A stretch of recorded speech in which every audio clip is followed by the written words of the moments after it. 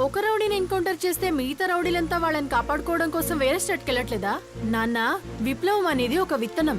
వృక్షం 100 విత్తనాలతో పెరగట్లేదు. ఒక విత్తనమే 100 వృక్షాలను తయారు చేస్తుంది. సరేనమ్మా, వాళ్ళని మనం ఎదిరించగలమా? ఒక విషయం చెప్పనా సార్, ఏ ప్రైవేట్ స్కూల్లో అయినా సరే 75% నుంచి 80% కి తక్కువ మార్క్స్ వచ్చిన స్టూడెంట్స్ ని జాయిన్ చేసుకుంటున్నారా చెప్పండి? లేదు కదా. దీని ద్వారానే తెలుస్తుంది వాళ్ళ పద్ధతి ఏంటనేది. అదే గవర్నమెంట్ స్కూల్లో ప్రైవేట్ స్కూల్లో చేరిన వారు తప్ప నిరుపేదల్ని, మామూలు వాళ్ళని, ఎందుకు పనికిరాని వాళ్ళని జాయిన్ చేసుకుని మంచి మార్కుల్ని తీసుకురావటం లేదా? డిస్ట్రిక్ట్ ఫస్ట్ రాలేదా? స్టేట్ ఫస్ట్ రాలేదా? గవర్నమెంట్ స్కూల్స్ లో కూడా మంచి స్కూల్స్ ఉన్నాయి సార్. ప్రతిభావంతులైన టీచర్స్ ఉన్నారు. వాళ్ళకే మనం సెల్యూట్ చేయాలి సార్. ఈ రోజుల్లో 75% స్టూడెంట్స్ మనోవ్యధకి గురవుతున్నారు. అదే గవర్నమెంట్ స్కూల్లో కబడ్డీ లాంటి ఆటలవి ఆడి సంతోషంగా ఇంటికి తిరిగి వెళ్తున్నారు సార్.